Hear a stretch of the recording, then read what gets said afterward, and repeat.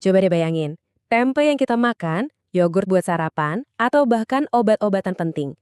Ternyata semuanya itu terhubung sama satu teknologi yang sama. Dan yang bikin kaget, teknologi ini bukan temuan baru dari lab super canggih loh, tapi justru datang dari dapur nenek moyang kita, ribuan tahun yang lalu. Oke, kita bakal kupas tuntas soal bioteknologi konvensional. Nah, jadi apa sih sebenarnya persamaan antara tempe, yogurt, dan penisilin? Jawabannya itu sebuah ilmu kuno yang diam-diam bekerja di sekitar kita. Namanya bioteknologi konvensional. Dan ya, hari ini kita bakal bongkar semua rahasianya. Oke, untuk benar-benar paham soal ini, kita nggak bisa mulai dari lab modern. Nggak bisa. Kita harus mundur, jauh ke belakang, ke awal peradaban manusia. Yuk, kita mulai perjalanan ini. Jadi, apa sih sebenarnya bioteknologi konvensional itu?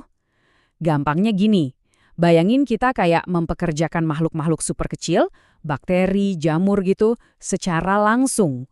Nah, kata kuncinya di sini adalah tanpa rekayasa genetika. Sama sekali nggak ada. Semuanya serba alami. Seringnya pakai proses ajaib yang namanya fermentasi, dengan teknik-teknik tradisional yang diwariskan dari generasi ke generasi.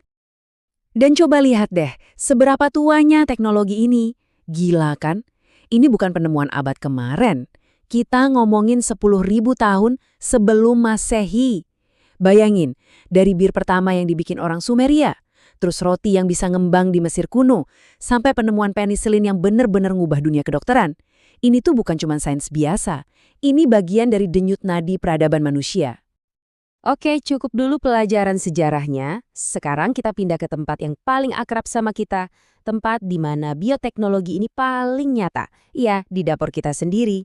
Disinilah keajaiban kecil itu terjadi setiap hari.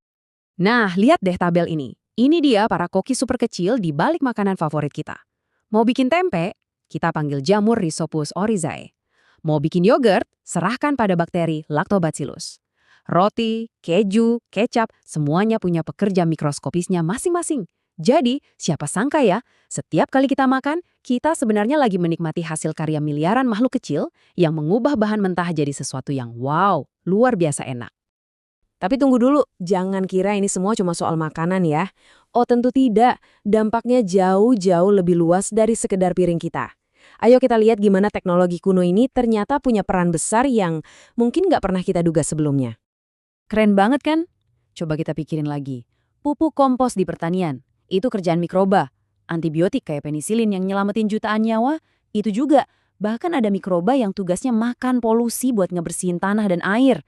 Jadi bioteknologi konvensional ini ada di mana-mana loh, bekerja diam-diam di balik layar menopang banyak aspek kehidupan modern kita. Oke, tentu aja. Namanya juga teknologi, pasti ada plus minusnya. Bioteknologi konvensional ini juga gitu. Ada kelebihannya, ada juga kekurangannya. Nah, sekarang kita coba bedah satu-satu secara adil ya. Nah, ini dia nih perbedaan utamanya.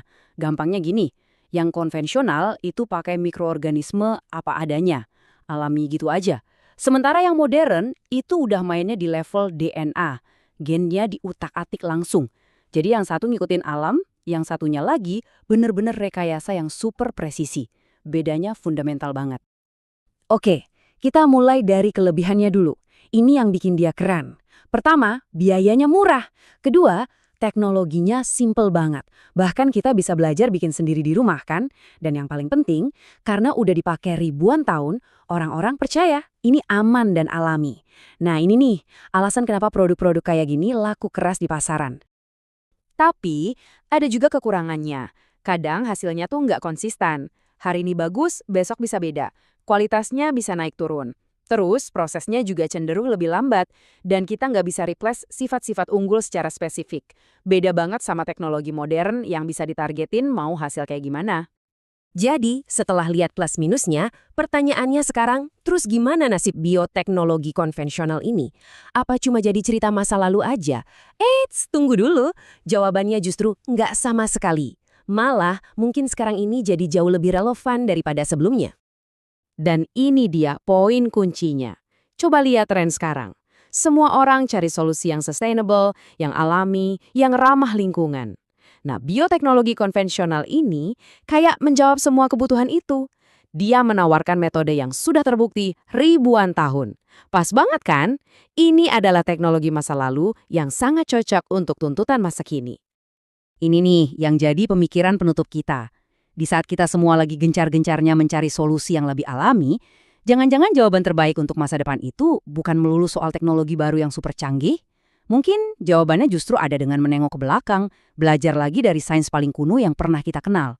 Gimana menurut Anda? Sesuatu yang menarik buat direnungkan ya?